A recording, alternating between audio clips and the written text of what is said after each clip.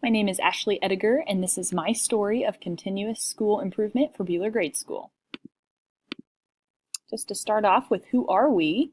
BGS has about 263 students enrolled, and our district, USD 313, has about 2,306 students enrolled. We are made up of 3 elementary schools, 1 middle school, and 1 high school. Who are we with demographics? For gender, it's pretty comparable to the state of Kansas. Buhler Grade has about 55% males, where the state of Kansas is about 51%.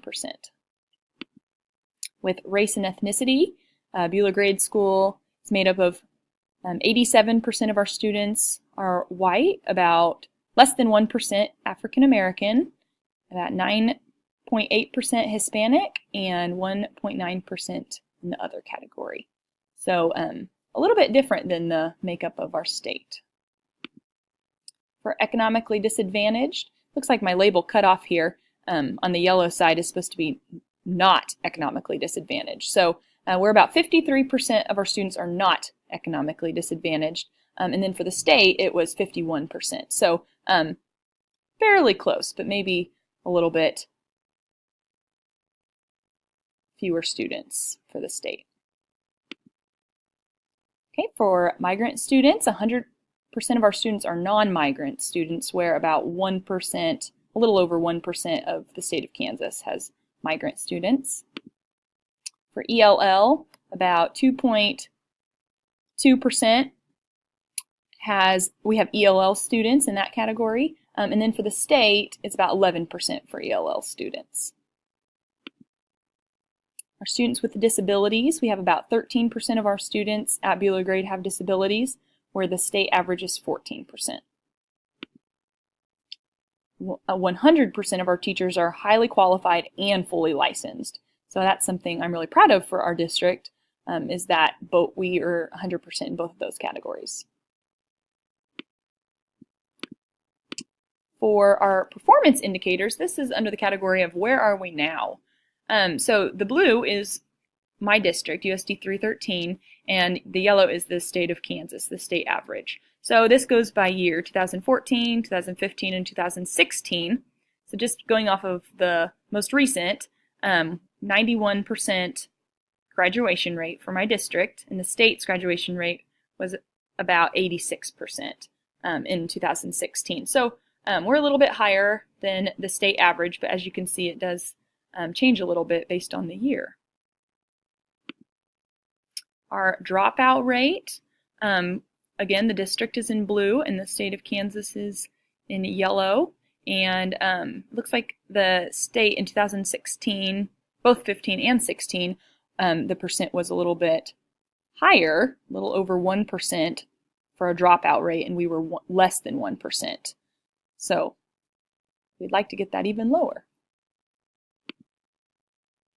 Okay, for attendance, the green shows BGS, my building, the blue shows my district, and then again the yellow is the state of Kansas. And so we'll just look at 2017. For our attendance in our building, about 95%. My district was about 95.8, so a little bit more, and then 94% was for the state. Okay, so continuing to look at where are we now, and these are still our performance indicators. This is some state assessment data, and this is for grades through 3rd grade through 12th grade.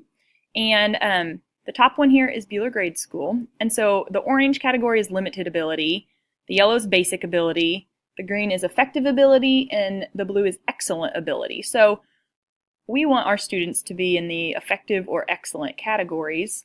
That means they're meeting their grade level standards. And so it looks like 31% of our students, and this is for math, were effective, and then 16% were excellent. And both of those scores are a little bit higher than the state average. The state has a little bit wider with the limited ability. So, and then for ELA, the colors are the same that represent the different categories. So again, on top is Buhler Grade School. Effective ability is 33% and 13% for excellent ability. And the state was 28% for effective and 9% for excellent.